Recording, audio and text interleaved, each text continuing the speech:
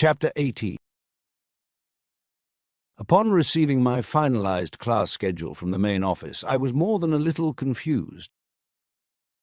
Homeroom, room 300, Mrs. Hinckley. Earth Science, room 303, Mr. Feldner. Humanities, room 107, Miss Lopez. Geometry, room 308, Mrs. Blaze. Homeroom, room 300, Mrs. Hinckley. It announced that I would have Mrs. Hinckley for homeroom and Miss Lopez for humanities, while last year I had Miss Lopez for homeroom and Mrs. Hinckley for life science. Then I realized the error in my thinking.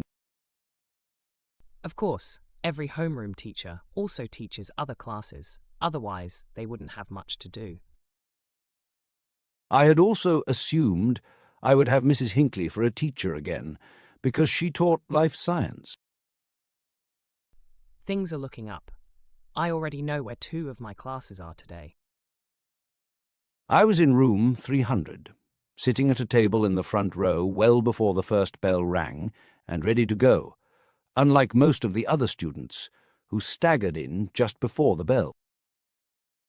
Mrs. Hinckley must have noticed the same thing. Immediately after the bell ended, she thumped a thick book onto her desk, causing some students to jump violently. Mrs. Hinckley laughed. "What's going on, students? Having trouble staying awake?" She looked around the classroom, then gestured to the boy nearest her desk. What's your name?" I'm James. "Why do you seem so tired this morning?" I'm not used to getting up this early. Over break, I stayed up late most nights playing games, slept most days until noon. "Ah, I should have guessed it. And how many of you are in a similar situation?" She surveyed the class. I turned around and did likewise, observing at least half of the class tiredly raising their hands. "Well, then I guess that's our first lesson of the term." She turned to the whiteboard behind her and wrote, "Recommended sleep requirement." Beneath that she listed the following vertically: infant, younger children, older children, adolescent, adult, old adult.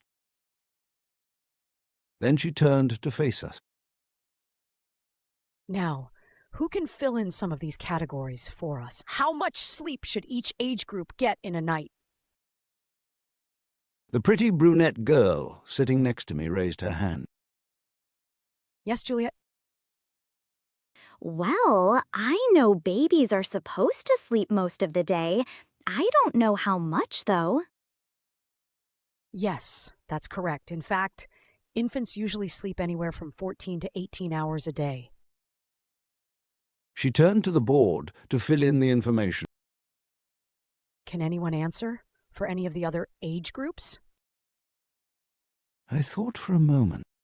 Hannah had definitely slept that long as a baby, but didn't sleep quite that long at her current age of 3 years.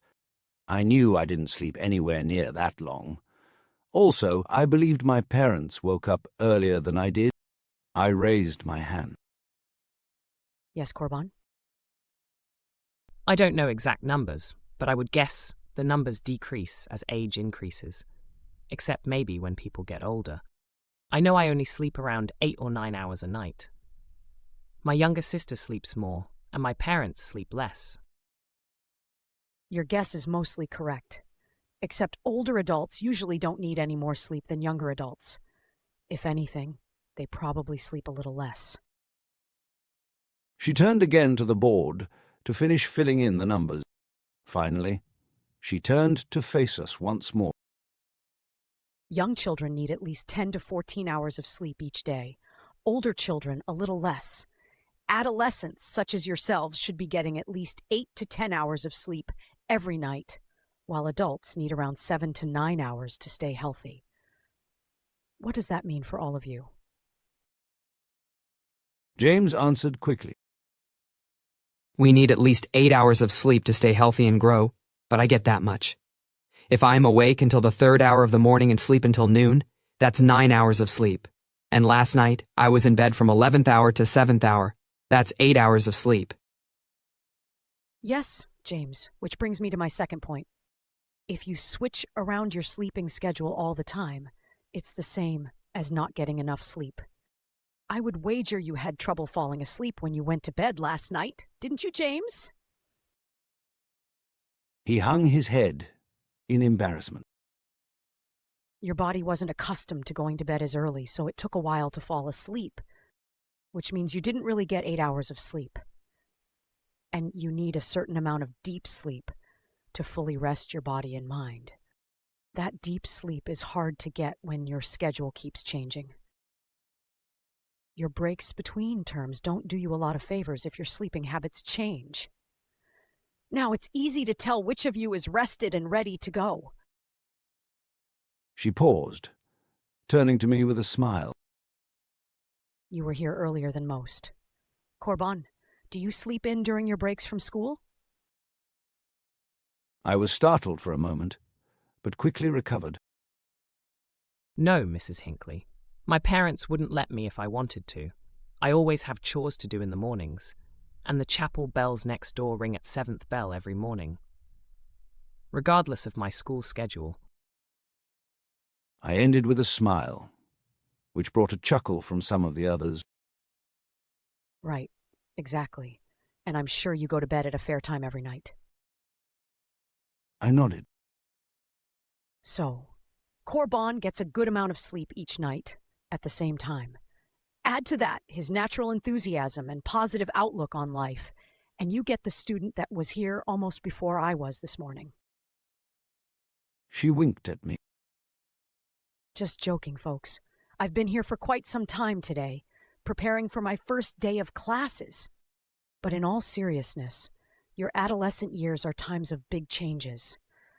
Those changes will happen much more smoothly with the right amount of sleep. Sure, they'll still be difficult to adjust to, but it will be much more difficult if you continue to deprive yourselves of sleep. And you definitely won't be able to learn as well as you should without the necessary sleep. She walked to her desk and sat behind it. That's enough of that for today. Who would like to share about their August break? I stopped paying much attention at that point. I had nothing worth sharing, and I doubted anything the others shared would be of much interest to me. I sat there and looked at the board, not really seeing the words as I was lost in thought. Before I knew it, the bell was ringing, and everyone else was leaving the classroom. As I rose and grabbed my bag, Mrs. Hinckley called out from her desk. Hey, Corban. I'm sorry about calling you out like that in front of the class. I don't often get prime examples of model behavior from students, but when I do, it's a good way to show the others the right way. Does that make sense? Yeah, yes, Mrs. Hinckley. It was fine. I was just momentarily surprised. Good. Now what class are you going to next? I'm going just down the hall to Earth Science with Mr. Feldner. Ah, She studied my face with pursed lips. now, one thing you must know is that Mr. Feldner's class is much different from my science classes. And it's not just because it's a different discipline of science. He likes to wow and amaze his Earth Science class on their first day. It might be shocking, but I wanted to warn you beforehand. You may not agree with what you hear and learn in his class. Just remember this. Much of science is theory, which means it hasn't been proven beyond all doubts. His job is to teach you about different theories in science. Just like everything else, you can choose to believe in a theory or choose not to. She paused, trying to gauge my comprehension, then gestured to the door. You'll do just fine. Now get going.